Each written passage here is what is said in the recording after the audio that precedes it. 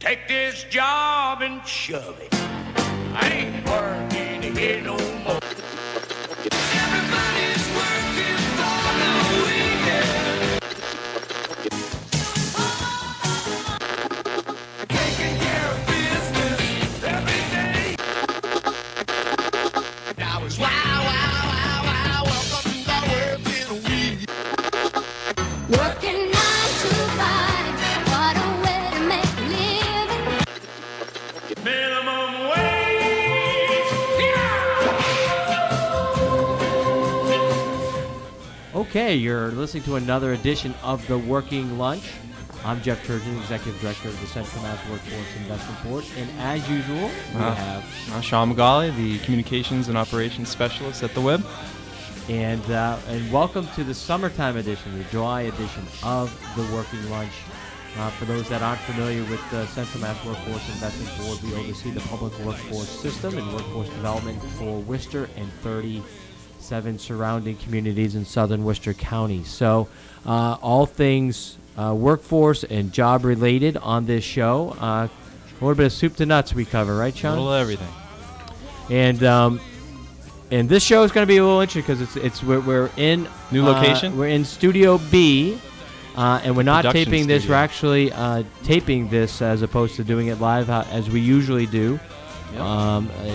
With vacation schedules and everything, getting everyone coordinated for the show, it worked out that we're better off taping this month here in Studio B. So new home this month, at least for on the road for this show at least. So I feel a little less official without headphones on, too. yeah, Doesn't it feel weird? I've like always we're had just that. We've had this talking? running issue about me not having headphones. Feel but, like you. I experimented with earmuffs, and that I just couldn't hear anything at that point. But I looked good. Yeah. And I like when you say earmuffs that you do this. That's Well, and by this for the radio audience, I'm putting my hands up to my ears just to give you a descriptor of that visual. So lots going on as usual. always. Including- Summertime's busy. Summertime is busy, including summer jobs for youth, and so we do have a special guest with us in studio to talk about summer jobs. So Sean, I think you're going to switch seats with our Yeah. guest. It's my pleasure to welcome Jill Dagilis, Executive Director of the Worcester Community Action Council, and our prime and principal partner in Summer Jobs Program. It's the Youth Work Summer Jobs Program funded through the state of Massachusetts, Commonwealth of Massachusetts. And Jill, how are things going? Everything's great, Jeff. Thanks for having me on. You got it. Now, a lot of businesses, they kind of slow down. A lot of organizations take a breather during the summer. Not so much for us and you all, especially you all and the staff there at Right. WCAC. I know how busy you are preparing for the program. So Yes. it's officially launched now. We're off and running. Worcester Community Action Council is really proud and pleased to be a partner, Jeff, with you and the WIB and the city. And we have a long history of providing summer jobs for young people, over 47 years, really. So we're thrilled to still be in that important It's a seat. great partnership that we have, and we do appreciate the strong work that you and the staff do to get the program up and running every year. I think one thing that's important to note is that the state of Massachusetts there is no federal jobs program for young people during the summer. Right. There used to be, and about 12 years ago or so, it went away. It came back briefly, made a short reappearance with the stimulus funds for Right. 2 summers, and now it's gone again. And so it really leaves, locally speaking, no summer jobs program for young people, which really kind of limits the opportunities that they have, especially those without, family connections that can get them into a summer job or an internship or something. So, for the hardest hit in our communities, the lowest, income folks, it's really a tough slog during the summer to get young people jobs these days. Yeah, that's a great point, Jeff, because really what we see in this particular program, which is so wonderfully supported by the state, but also some local partners and businesses, is that we're seeing first-generation students who really have not had a job before in many cases, or are just coming back for a second summer and really just getting their feet wet and having the chance to learn about job skills, job readiness, and really how to succeed in the workplace. And again, it's helping the businesses develop our workforce. So. And that's so important for the future. I know Sean and I have talked about this in the past, and we've had Bob and others on, just to talk about the importance of work experience for young people to get them prepared take Absolutely. on that professional role as they move into careers. One thing I just wanted to come back to though was that Massachusetts is one of the few states to actually step up with the lack of a federal program. The commitment that the Patrick administration has made. Right. And It's really wonderful. before, Lieutenant Governor Tim Murray stepped down, the commitment that they made as a state to step up for summer jobs has been, pretty incredible. And again, this year, the timing always has been difficult with the legislative process and the Yes. budget process. This year's no different. We didn't actually know how much funding we were going to have for this summer. Right. Until just about 2 weeks before the program is actually It's- starting. So It's quite a crunch. But, Yeah. we have an experienced team that really gets ready for that, answer, that decision about the funding, and we hit the go button, and everything's in place. So having that flexibility and the experience from staff makes a big difference. Right. And our local elected officials are very strong supporters, so They we have should been put a terrific. shout out I'd there. like to really, add my thank you with you and everyone else especially on behalf of the young people.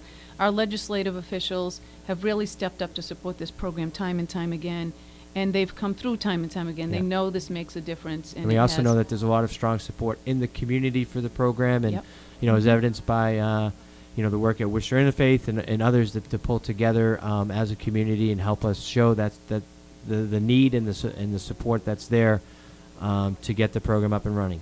So let's run through a bit of the numbers. Sure. So we have this summer, how many young people are taking part in the YouthWorks program? Well, with the funding that's coming through the state, over $532,000, Worcester Community Action Council will run the payroll and have a very small, lean staff to do that with about $422,000. That will result in a total of about 340 young people Wow. being in jobs. So to squeeze out that many, Right. the vast majority of that funding is going towards Right, towards the subsidized jobs. salaries for young people. They get $8 an hour, Yes. plus the fringe is added in there for the cost of the program. And how long is the program? This year we'll have, let's see. 6 the program's weeks, yeah. 6 weeks, started July 15th, and it'll end August 23rd. So 6 weeks of paid work. They'll have pre-employment training within that, and And they're the working and- about 20 hours a week, Yes. Sean. Yeah, actually, the pre-employment training, I just want to touch on that piece because we hosted a section of it at the WIB, and it was a 2-day training. Can you tell us a little bit about what the youth went through there? Sure. This is an important piece of the program that really, again, so many of them are first-time workers. And we go through some basic skills about how to dress on the job, how to communicate, how to, problem solve, how to work as a team member. Really just some very important being on time. All of those things are really important as Yeah. they The step out past, for the first times. The past few years, I've stepped up. You have a range of staff and volunteers delivering that pre-employment training before they get on the job site. And so the past few years, I've been involved with that as a trainer, and it's so neat to see the young people. They're all excited about having the summer job opportunity, and to kind of have a chance to work directly with them to prepare them. It's a really exciting time in their lives to get them kind of focused on what they need to do, to be successful in that job. And everything, a lot of young people don't realize the importance of if you're going to be late, making sure you call. Right. You call into the job site to let them know what's going on. If you're going to be out sick, if making sure that you have reliable transportation, having a Right. transportation plan and a plan B if whatever you had, going, doesn't work. So if someone's supposed to be giving you a ride and they're out sick, well, what's your plan B? And not just, well, it's okay to take the day off, or Sure. you. Another important piece of it is really understanding for the first time they're receiving a paycheck. Yeah, actually. How do they manage that? Mm-hmm. How do they manage the money? Do they learn about banking? We try to weave in, financial responsibility and credit and banking so that they have a sense of that going forward for the long term. And again, last year we tried each year to do some new pilot, and we tried the automatic deposit for some, and we're trying to encourage, the use of banks and not just cashing that check and using that money, but thinking about saving. The other thing we have in the program historically, and again this year, is a group of students through the Worcester Public Schools who will do MCAS remediation and So these are studies. students that haven't passed MCAS yet, that need Right. to study during the summer, and obviously that's tough challenge for some. So this kind of gives them a little incentive to be involved with the MCAS. They don't get paid while they study, Okay. but then Right. after the morning time when they study, they have an afternoon work experience. So that's kind of a And neat those are thing, tied to the colleges and universities. So So it it's gives a them really a chance to nice, see what's beyond. nice Yeah, partnership, why it's yes. important to pass Right. MCAS. So, and I know this summer now, every year you probably work with close to 50 host sites. we do. Including a lot of public and nonprofit, but also some private employers. And this summer, I know that you've been working on a new pilot site for the YouthWorks program. Can We you have, talk a little sure. bit about that? Sure, yes. We have some great local partners, Jeff and Sean, from, as you say, first of all, from the public sector, medical, private, nonprofit, and it really ranges from 40 to 50 sites and partners who are really putting these young people into good jobs. And they're serving as mentors. It's about that pay it forward. Give these kids a chance to succeed, and they take it seriously. They come back year after year, and our evaluations show and tell that the employers will do it time and time again, and so we know it works. Yes, this year we have a new cohort, a new model. We're working in partnership with National Grid, one of our major utility companies here, and we'll have about 12 young people from 2 sites.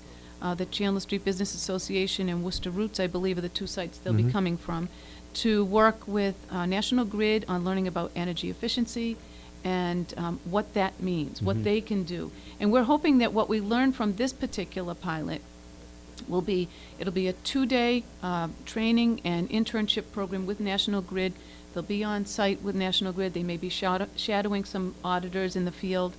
And they'll learn all about this, and then we hope that they'll give us ideas of how we can improve it, how we can do it better, and how they can be part of expanding the education to others. And they get to work directly with professionals from the Yes. from National Grid, and to see how how that company operates. So Right. it's So really trying a to neat door build- opening for them. Right, whet their appetite and build that workforce in that particular field. So we're excited about that one. And I do want to continue to talk about those 44 community partners, and some of them, 9 employers in this case, are participating in a 50-50 model. So this is where we take those public dollars and they're matched by local private dollars. It's a piece of work we've been doing for several years to try to grow the local support for this program with local dollars. So that continues to grow. At first, there were 1 or 2 partners doing the 50-50 model. They put up 50% of their money. It's matched by 50% of the public money.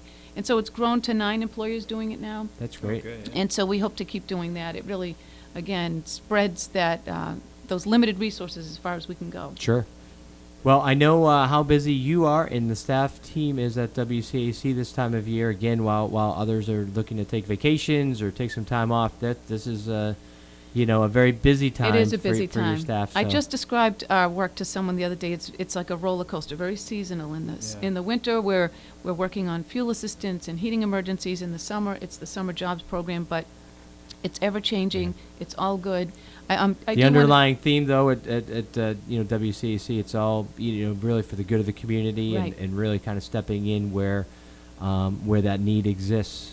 Thanks, in the Jeff. community. As the anti-poverty agency, we are all about helping people move forward in education, employment, our energy programs, and asset development. It's all about self-sufficiency. So we've been around for 47 years, as I said Sure. earlier, and so unfortunately, because of the economy, our work is needed more than ever. Yeah. We wish we could not Well, I have should to be also in this mention, I business. mean, much like the workforce world and our side of things, community action councils are, a lot of the funding does come from the federal government It does. and really under stress these days. And given the high need that's out there, to hear public officials, federal officials be talking about cuts, Right. when the need is so great, is kind of frustrating. I think as a service delivery kind of arm, it really makes it difficult, to really kind of, keep the morale up. So I Yes. know that Yeah. that's something that you're working, hard to be an advocate for as well. So That's another excellent point, because we are receiving cuts on all of our important and significant federal Yeah. grant programs. However, we have protected some of our federal funds and dedicated them with our board's full support Yeah. to the summer jobs program. So we augment those state resources with our federal resources because we know this makes such a difference, and it's that important. Well, I think, again, Massachusetts being one of the states that really steps up, that kind of gets it around summer jobs. historically speaking, I mean, the summer jobs program, you know, came in in the early 60s because, I mean, if you have a lot of young people that aren't working, Right.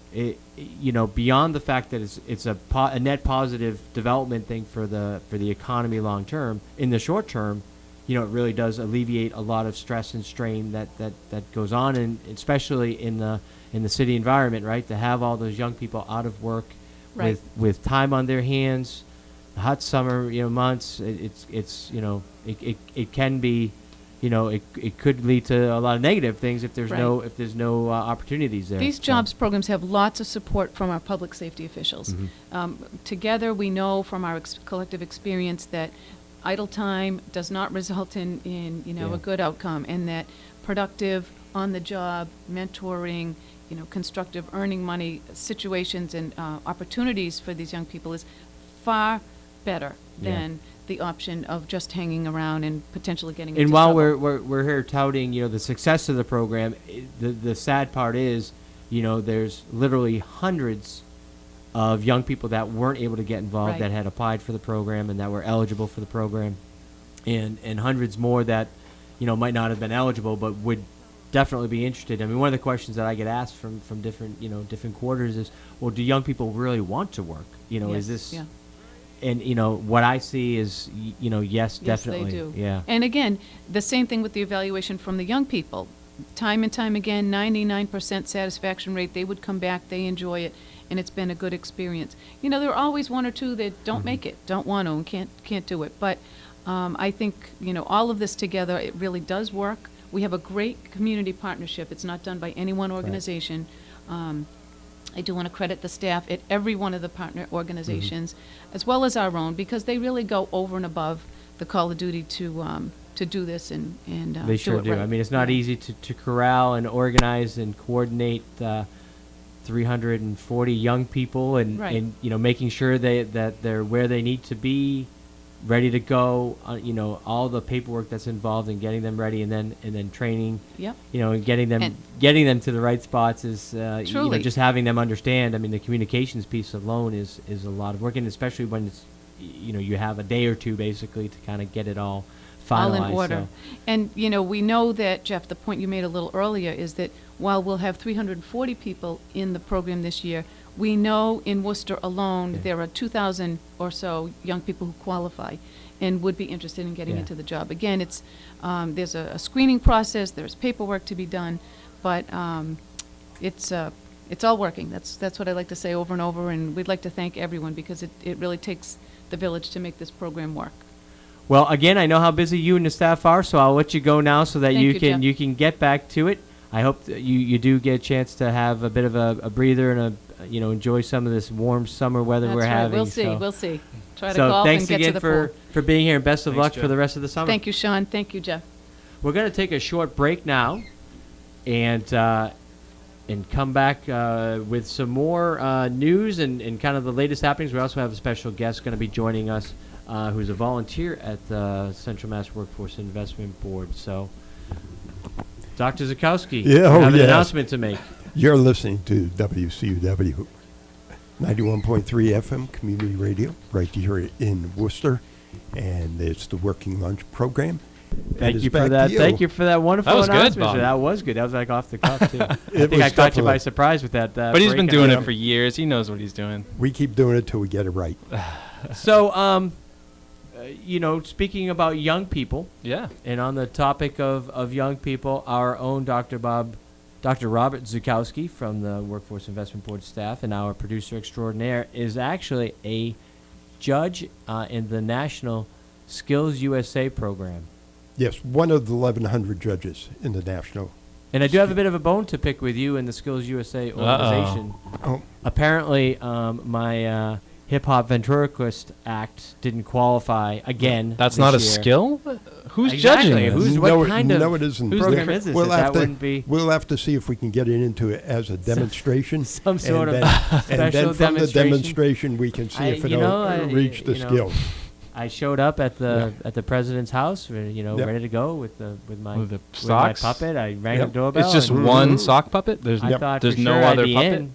Is it you? Apparently, he didn't appreciate that approach. Is it you and the sock talking, or are there two socks? What's What's the show?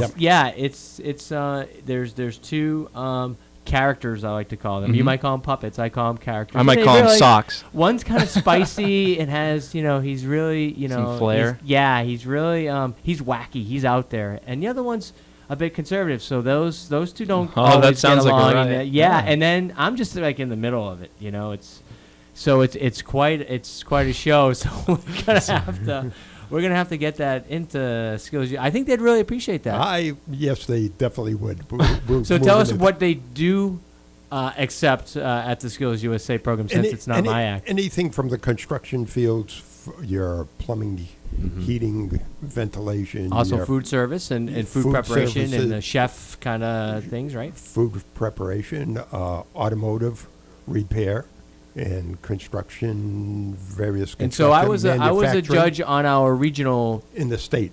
in the state, State and level. had a wonderful time doing it. Some Yeah. amazing young people came through, and the winners from our state then went on to Yeah. the national. How many were there? Over Wait, it just goes from the state to To the national. nationals, There's yeah. no like regional. Yes, there is. Oh, okay. But it's regional within the state. So what happens is that each of the teams or the representative or participants are chosen by the area vocational technical high schools, and from there they compete at a regional level. okay. And once the regional level takes place, then those winners are represented in the state level. So And there's regional about- within the state, and then the state level, and then it's a national. All And 50 there's a states winners get together. Yep. And what was the team of Massachusetts? How many young people made it? 163 students out of Holy Massachusetts. cow! Just represent- Massachusetts. So how many young people are in Kansas City? Correct. Yeah, Kansas City, Missouri, and there's probably about 5,900 students participating or Wow. competing. And that's both at the high school level and postgraduate level. That's probably so where I there, belong, there are some there are some sock puppet. yes there are some states that rely totally on the community college, technical community colleges, and they compete at their own level. Yeah, Right, but it's an amazing competition. Must be an amazing Yep. week to have that many Yep. really positive young people getting together. It's considered the number one day of volunteerism in America by industry volunteers. And I was going to say it says industry some- strongly supports this, obviously, Yeah. with career development. It's and big- workforce big development. names. It's estimated about $35 million worth of industry contributions go Wow. into this event in Kansas City. It takes place over about 16 football fields. That's what the space of the competition is equal Wow. to. So the big convention centers out there. Big and all convention that, centers, yeah. municipal halls, all types of things, hotels for certain competition. And how did the team of Massachusetts students? How did we do nationally? Okay, we had 163 go into the competition, competition. 113 of those students scored 10% or higher in the nation. Okay. So So do they go like gold, silver, and bronze? then, or? and then the top students, we had 19 students receive the gold medals. We had 9 receive silver, and we had 29 receive bronze. All right, let's hear it from Massachusetts. Yeah, That's absolutely. excellent. The real difficulty is when you get down to students in fourth place, that it could be hundredths of Yeah. a point, and they just missed getting the bronze and They were going up on robbed. stage Robbed of and, their glory. and doing that kind of stuff. So it's great. It was the 49th. Next year will be the 50th annual. Wow. Skills USA was formerly known as VICA, and VICA stood the Vocational Industrial Clubs of America. Skills USA. I'm glad they made that name change. I And think Rolls off they- the tongue a they- little Yeah. better. Yeah, Vicar. I'm thinking that's like some sort of like Vicar. Pope thing. but like a lot of folks that are right? Pope. No. Like like the Catholic institution. They have the Ah. Pope is the Yes. Vicar of Christ. But- I think. Yeah. Catholics Uh-huh. cooperate. yeah, all right. Just But throwing at you you- some facts. Don't let the fact. I'm just throwing at you some facts here. Yeah. So no. Skills USA, I think, really imparts much more the mission that's involved than But- the acronym. The Yeah. kind of. It's really known. It's a volunteer organization of students, teachers, and administrators, and they're together to ensure partnership for a skilled workforce. Yeah, it's So really it really fits. a strong industry partnership. Yep. The vocational schools here in our state and throughout the country really are tied to industry, making Yep. sure that they're meeting. So Unfortunately, though, the number of students that are able to go to vocational schools in Massachusetts, is somewhat limited. There's large wait lists for those schools. I mean, which is pretty incredible. I mean, with the nature of education the way it is, 20, 30 years ago, vocational schools did not have, quite frankly, the reputation or the outcomes. I think that certainly some of the outcomes were there. I don't want to maybe downplay that, but the reputation of those outcomes maybe weren't as, and the commitment. I mean, I think throughout Massachusetts, there's been several brand new Voc schools built, including the one in Worcester a few years ago, which has become somewhat of a model. I know that we Yes. have a lot of other This one in communities Springfield? coming to look. Yeah, This one is Springfield, that was just built. yeah, and There's there's a one in huge North Shore. investment. I have it on good authority that Bay Path is undertaking a Yep. major renovation of their vocational In addition, school. Yeah. renovation in addition. When the school opened in 1972 up at Bay Path, there were 2 science labs. Not enough now with the Yeah. focus on STEM, even for the vocational technical students to come Yeah. out in that area. So we're going to The other big thing with vocational schools that's pretty amazing is the co-op programs that they have and getting young Yes. people out there, hands-on learning, really again understanding the workplace better. So, well, congratulations to you, sir, for being a part of Skills USA. I'm there with 1,100 other judges, so it's a great week in Kansas City. A lot of things happening. Bob, could you just highlight, I know you said there's like a good tie-in with private sector and businesses. Can you name some of the businesses that are involved with it? Okay, Or just a couple, maybe just to give a sense of. well, all the, Home Depot and the tool manufacturers. Yeah, I think you are said Harley definitely- Davidson was involved. Harley Davidson is definitely involved because, they bring in their technicians and they bring in the motorcycles. Right, And so they it's- work with the students, and Yamaha and Merc Cruiser are there working with the students for the marine tech and, all industries, Ford, Toyota, Yeah. So these are the major employers in the major area. employers in the United States Wow. that are doing it. So it's a great week. Next week is number 59. Kansas City is too small, so it's going to be moving the following year after that to Louisville, Kentucky. Louisville. And it's supposed to be housed in Louisville. It's going to be housed in one location. All competition will be in one location. Wow. Whereas now it's spread out throughout Kansas City, Must be Missouri. quite the facility then. Huge facilities for this, Wow. definitely. So, So lots Good going things on. happening Yeah, and- good things happening there.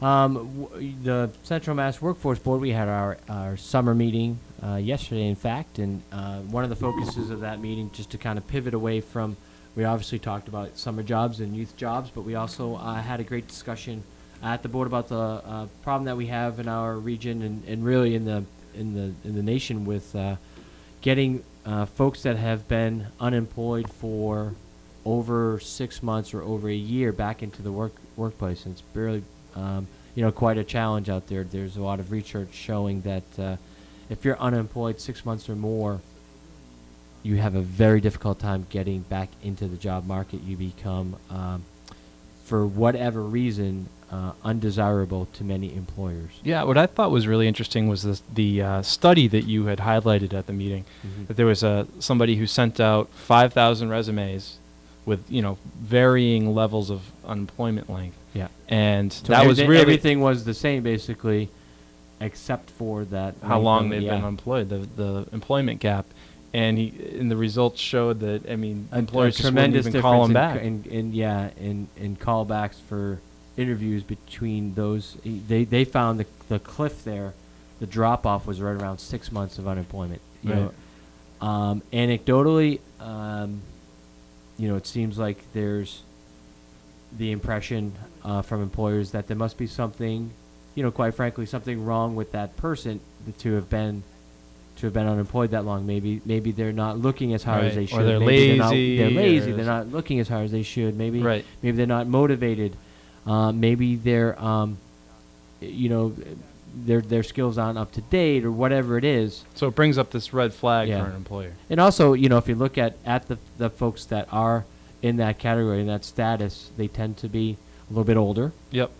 and a little bit more educated than the general population of workplace population. So, so what you really kind of see is that mid-career professional has probably, many years work experience, gets laid off, doesn't find their way back for whatever reason. It might be that they waited to get back in. It might be that they've been trying all along. It might be that they took some time off, whether to be with their family. If their wife was working Right. Stay while with they the were kids or unemployed, they something, stayed yeah. home with the children, whatever it is, thinking they're going to be able to get right back in when they wanted to, or thinking that the next opportunity is just around the corner. And after 6 months, it really becomes that much more difficult. And one of the reasons why people do speculate is because of that population. If you look at their work history, the level of employment, Right. the salary High they were wages, making, yeah. high wages, now they go for a job that might be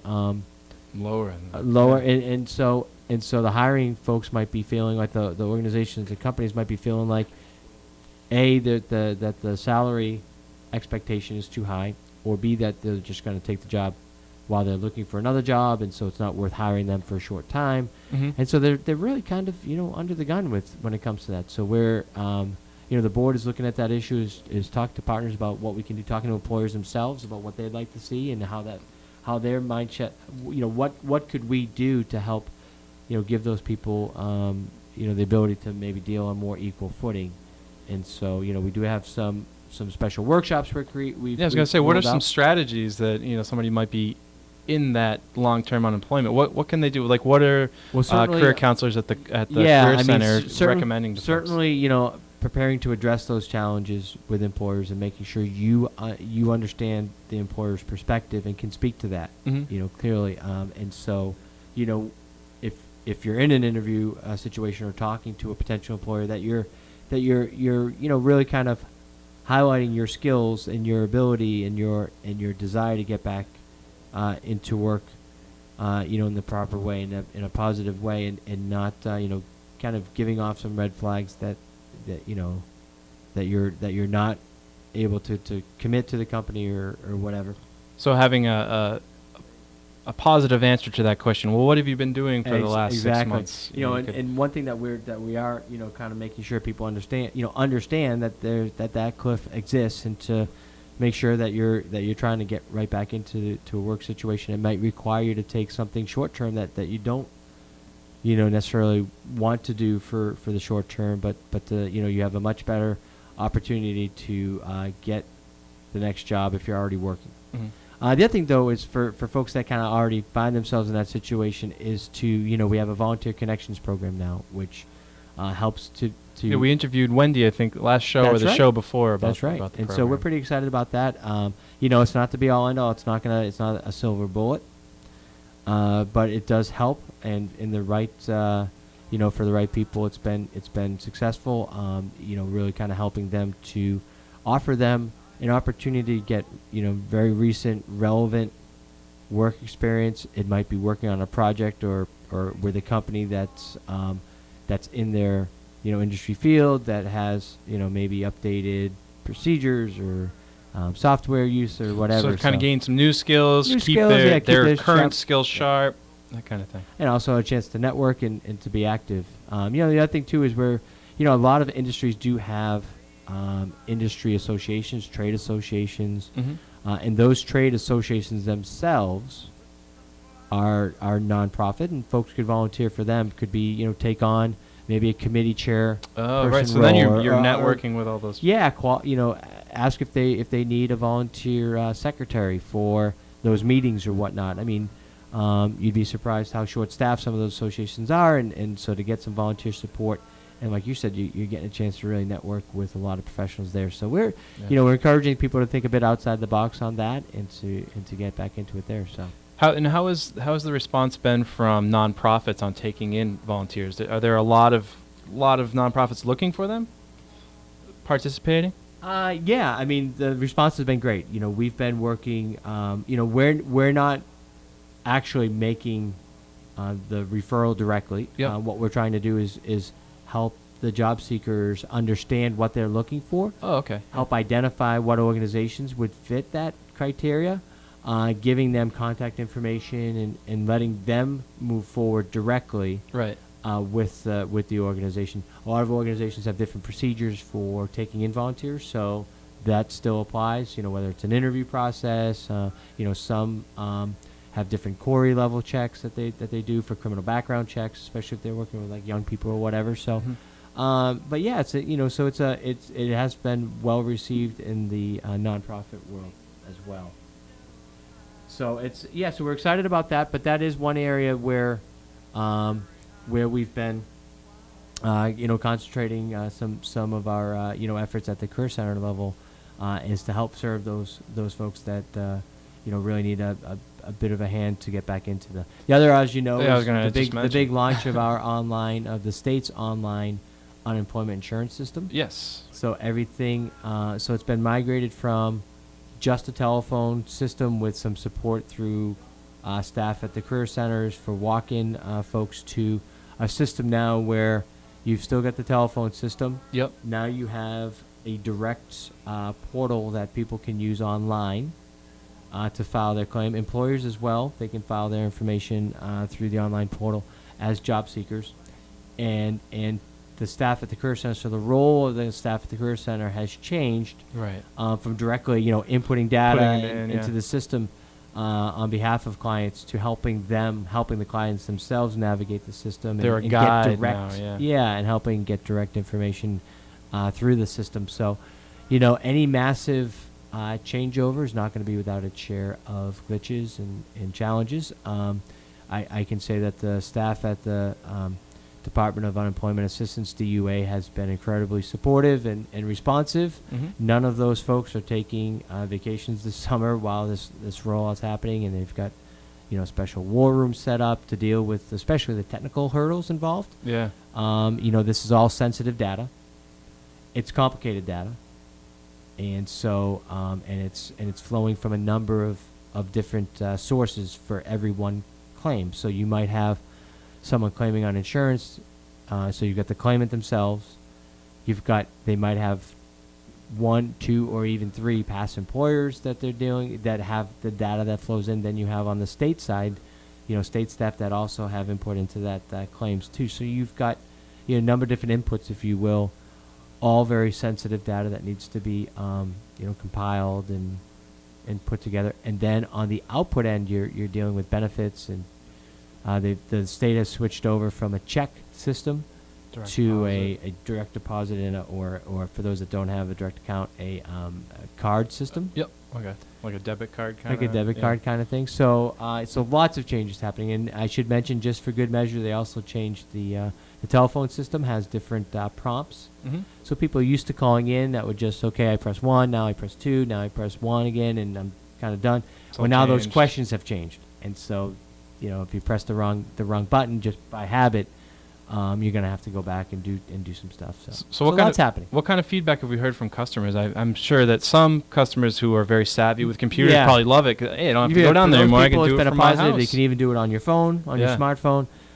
For folks that have the struggle with the computer, not so much. It's been difficult. And I should also mention, we have, there's been a real spike in phone system usage, so that's put a lot of stress on that system and Right. has had, longer backups than usual there as well. So, the system's trying to respond as best as it can.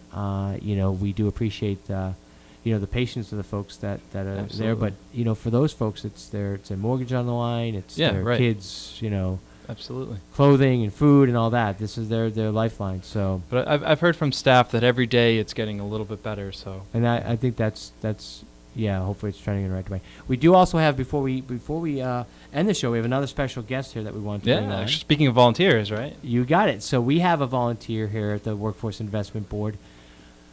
Sean, can you introduce our guest here? Well, while Sean is moving over to the mic to introduce, we'll just remind the listeners that we're listening to Working Lunch on 91.3 FM WCUW, that's community radio, as well as Worcester's government channel. So your host, Jeff Turchin and Sean McGauley, Thank and you, sir. guests are here, and we're pre-recorded this month because of vacation No, schedules. no and- calls, please. This is a pre-recorded show. Yes. How's that? Okay, so Okay. our special guest, Dler, Mamin, did I say that Yes. close enough? You're giving me the look like, yeah, that's close enough. Well, thank you for coming on to the show, and thank you for your efforts as a volunteer. We've appreciated you having you in our office as a volunteer. You do have a very interesting background that I want to get to. So, why don't you tell the listeners, where are you from? I'm from Iraq. Thank you for yours, guys, for that opportunity. Yes, I'm from Iraq. I come from that country. And you're Kurdish. Yes, I am Kurdish. So Yeah. the Kurdish, that's the northern portion of Iraq, if I've got my geography Ye- correct. Yes, at the Iraq there is two major nations living together. Mm-hmm. The north part is for Kurdish, and the south part is Arabic people. So yeah, so a bit of a culture mixture of cultures there within the country of Iraq, and you're from the Kurdish area, Yeah. which is the vacation spot of Iraq. That's where everybody from the surrounding spots go to. It's very Oh. beautiful. He says it's very mountainous. It's a lot of- Exactly. It's different. Yeah. very yeah. pretty. Yeah.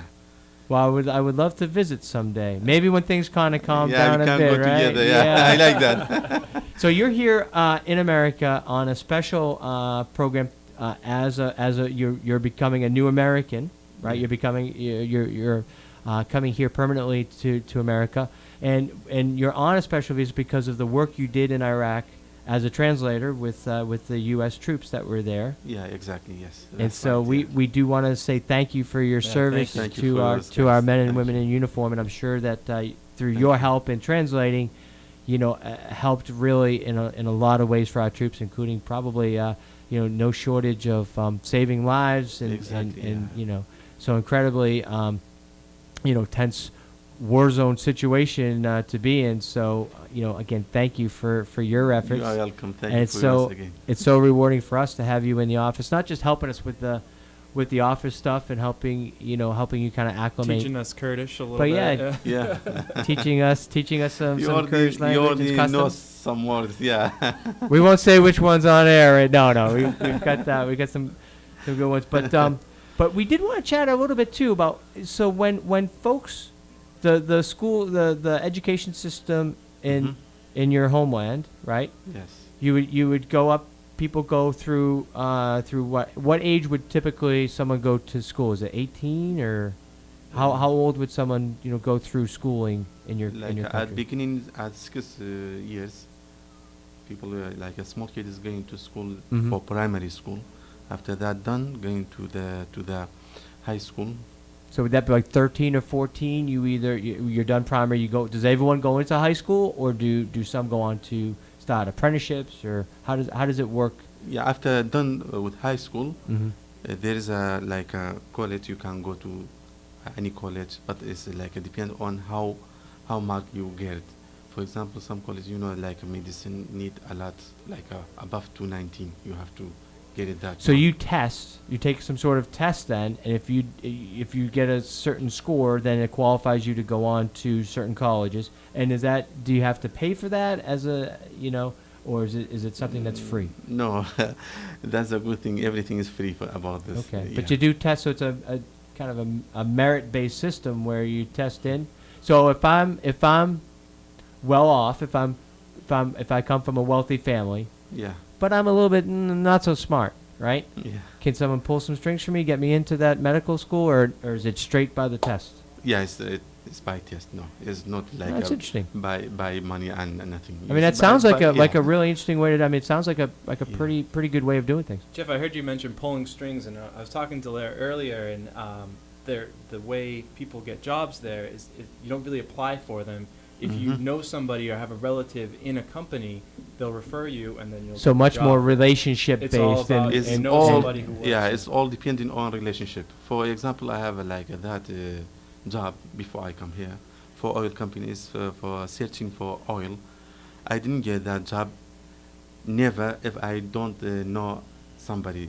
I have a friend. That friend, like one relative, he was working for that company, Mhm. and my friend told them if there's any opportunity for your job, just let us know. So they have that opportunity, Yeah. and by that way, So there's I'm no like seeing my job postings and all No. that.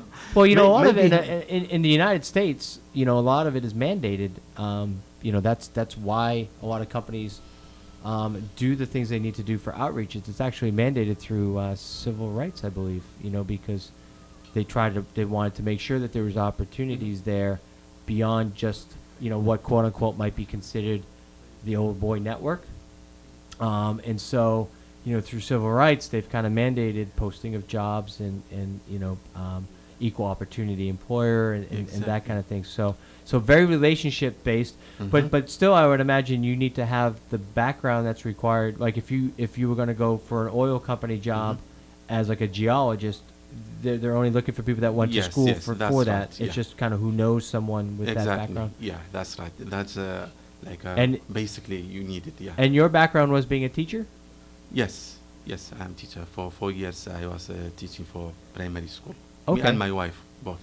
That's great. And your wife is also a volunteer at the Workforce Board, so we definitely appreciate Thank you. the work that you're doing there.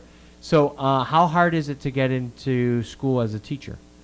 To over go to college to become a teacher? Yeah, because for that one, it's not like a very difficult. You just like a study. For example, for us, we like to go to like a being teacher for English. Yeah. So we study 2 years about that for like. What was do you English. have to have like above like a 210 or La- 200? What's that?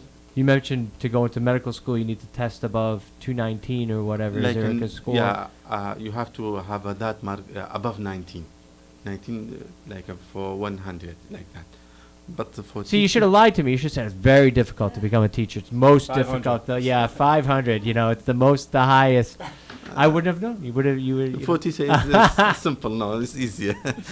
The teacher is easier, and after that, you know, going to the other parts, you know, the other field for like a medicine or engineering, that all need a good mark. You have So to. volunteering here with us, I know that you're also looking for you know, opportunities here. So Yes, you're yeah. looking for employment here, including you know, maybe getting back into teacher, but also you know, you work with And also, with the U.S. troops, maybe a security position or maybe yeah, you that's know. what I'm looking for. Yeah, Yeah. of course.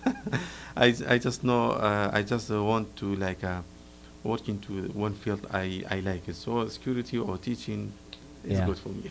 And I just want to mention too that Dler is a member at the Career Center upstairs, which I think is good because in Iraq they don't do any interviews. They show up for the job and then the next day they're hired. Yeah. So interviewing was something that was very new to Dler. Exactly, And, yeah. It's a workshop that's offered upstairs, so I think that's Yeah, that's excellent. You know, and I know that we have a cultural competency advisory committee at the WIP to help the Career Center and in our youth programs and other programs, you know, understand, make sure that they're being culturally sensitive in the delivery of our programs, and make sure that we're serving all of the community. And one of our partners in that is Lutheran Social Services, who has helped us with some cultural understanding from the different populations that are coming to Worcester. I mean, over time, the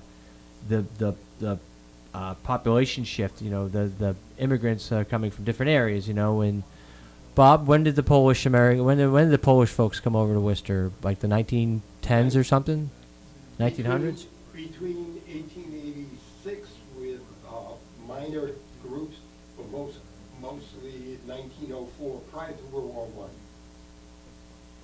Wow. Okay. So and then like they kind of came in through waves, right? The Irish came, then the Polish. Lord help us, the French Canadians came down of Turgeon. I'm a member of, and so you know, today's immigration flow looks a lot different. You know, we've got a fairly large community of Iraqi refugees Exactly. in Worcester. I think Yeah. one of the largest in the country, if I'm not Yeah. I'm not mistaken, right? Yeah, a large like Arabic actually living at Worcester. I heard that, but for Kurdish people maybe like a few family, but all Yeah. coming from Iraq. Yes, yeah. So how do you you know, how do you get along with your Arabic co-countrymen, considering you were you know, a different province and you know, kind of a separate province within? Yes. You know, it's almost like in Canada. You know, in Canada you have the French-speaking province, like a and then you Cuban- have the English-based province, and yeah. you know, traditionally they were different, you know, cultures, Totally, yes. and so yeah. there's still a little tension to this day. You Mhm. know, so how do you get along with? I mean, it's because you're here in a totally different environment. Do you bond together more, or is there still kind of a cultural divide between? And you speak different languages for one. Yeah, yeah. I believe it's like a depend on each person. So some people like have a good relation and doesn't care about where you from, where you come, like that. But you I know, mean, are you some like, peop- hey, Iraq, all right, we're from Iraq? Yeah, Is it, yeah?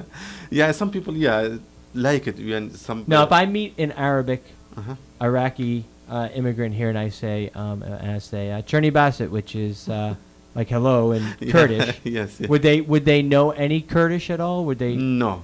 They'd no. just look at me like I might as well be speaking like Polish or something. How would I say hello in Polish, Bob?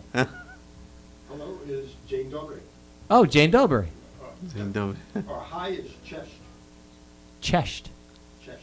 Chest. See, you know. Sean loves my language. Yeah. My language. Because you don't just do it, you give like a personality to it. Like you did something with your Ah, mouth, sure. and like, you give it like an act, like a. I should work that voice. into the You put your act, own right? Voice to it. It's I should have. Maybe I'll have a Polish speaking puppet in my hip hop. That'd be very interesting. Jessica behind the camera shaking her head no. She does not think that would be a big hit. I think you're good. You know some words for like each language. For example, Yeah, Kurdish, exactly. I that should know Polish. enough from each that wherever I get dropped in the You're good. world, I'd be able to, yeah, say hello. Say hello. Yes. So, thank you again for the work you're doing You're on behalf, welcome. and I'll help you with it is those fascinating guys, to have a window on a totally different culture, and the different facets of your culture. And I know one of the interesting aspects of the Kurdish culture is that as a people, as a background, you're kind of Mhm. spread among, I think, 3 or 4 countries. I think it's mainly northern Iraq, Yeah, but then that's also Turkey, Syria, and Syria. Iran. Yes, and, yeah, and so and so together, you know, you would almost be like your own nation if you were Exactly. culturally basing it, Mhm. and so that creates you know, interesting aspects of how Yeah. you relate to your culturalists over the border in Turkey. Mm-hmm. Say, I mean, I think there's a bit of workforce that goes out to Turkey and people coming and going over the border, right? Is that yeah, that's right. I just want to say that they call us like a big nation without state. They Mhm. call us for all population for Kurdish people is 40 million. The large population for Kurdish people live in other Turkey, Mm. and after that Iran and Iraq and small Syria. So yeah, we are. And I can imagine that the Turkish government, the Iraqi government, the Syrian and Iran are not very fond of the idea of letting go of a major part of their Exactly. population to form their own country. Mhm. So there's probably a bit of back and Yeah. forth on that. They all like help together to avoid we have a state. Yeah. So they don't let us. Yeah, that's right. Yeah. So, well, thanks again for being here. We're gonna You're let you welcome. go now, and we're gonna have you come back to the office with us and continue your You're work. gonna let him With, come in. You're gonna- Subai, huh? no, we're gonna move beyond this. I know Sean had some other things he wanted to talk about, some burning stuff that he wanted to get off his chest. See how I did that? I worked that in there, right? Nice. So, thank you guys. so- Thank you. Have a good day. Qualagong. Did I say Oh. it? Qualagal. Joheves. Sean is good. Sean is good. Well, he's doing the like friendly, like I'm your buddy, goodbye, and I'm attempting to give a more formal Qualagal. Quad legal. Qualagal. Yeah, that's right. It's good. So thank you again. You're Okay, welcome. Sean, come on over. Have a good day. Okay, so you're listening to the Working Lunch here on WCUW 91.3 FM on your dial. Also being taped and shown on the Worcester's government Channel 12. television channel. Oh, I like the way you said that. Channel 12. Channel 12. And we have about 5 minutes left. Jessica, do you need minutes. anyone to do like voiceovers for Channel 12? Like, be like, in a world gone mad. next season on Channel 12. We should do some reality shows. We could do some great reality shows for like. Next month. No, not work. I don't think Workforce would make for a great. Well, you know what? The Career Center staff really would be. That would be an excellent. You know, there's one out there. I think there's a reality show on the Southwest Airlines, right? And it just shows like a lot of angry people and the logistics of being in the Career Center folks. Yeah, a lot of. I think the big difficulty there would be the privacy issues. You know, people coming into the Career Center and all that. Talking about reality shows, one reality show host is really into youth skills and everything, and that is Mike Rowe. Dirty Jobs. Dirty Jobs. He's supported by Caterpillar, has a great foundation, and is supporting. Does the Sears commercials? Yes. No, does he? Ford. Ford, yeah. Ford. That's what he has. Ford. He does Yeah, a Ford. lot of Ford. Yeah. Oh, he's Yep. Downey too, huh? And Downey. a lot of his money goes to the foundation. Yeah. So that's a good example, right? But Yep. here locally, Yes. I think there'd be some great opportunities for reality programming. Oh, yes. I'm going back to that one. You just want a TV show, don't you? No. I totally don't think. Only I- somebody would follow me around with a camera. No, I don't think that would make for very good television. But I'm thinking there's plenty of other departments and divisions, and none the least would be police or fire, right? So as long as you just get to voice over the theme, you'll be happy. Yeah, I think that'd be That's a this fair. week on Worcester PD. See, you see how that works? Yeah, do your Channel 12 voicing. I don't even remember how I did it. Channel 12. That was good. You guys can't hear, but in the background is working lunch. So we got to wrap about up. 3 minutes left. So Well, real quick, we had a number of emails Again, about people wondering if it's too late to get involved with the summer jobs program, the Youth Works. And I thought it'd be good since we had Jill on here, although I missed the question. But Did if you want to can- read the actual email that came in, or Well, we got a did you wanna number of pick them. one? I just wanted to put them together as Because it's just a sometimes you general can- question. So the general is it too late? Is it too late? The short answer is yes. It really is too late. We're in mid-July now, and so it is too late to get involved in YouthWorks. They do already have a lengthy wait list of a couple hundred youth, so it would be highly unlikely that they would qualify and be moved up the list fast enough. That being said, we are right now working on through some state funding a continuance of YouthWorks through the school year, a year-round version of the program. Oh, okay. And so we're not taking applications for that yet. And then the other thing is it's not too late for folks to go out and find employment out there. It is very late On in the your season, own, to go out and find a summer job right now. Most summer jobs are hiring like in May or even March, April. As you may recall, we did a summer jobs festival back in March because that's when all the summer camps are really kind of gearing up. And if you want to get your foot in the door there for those programs, you want to get in early. So, I mean, there may be some situations though where it might be an opportunity where someone had left to work. So maybe an ice cream shop that someone's left, and so there might be a need. So certainly search around. Don't And give they up. can also but connect with the Career Center as well.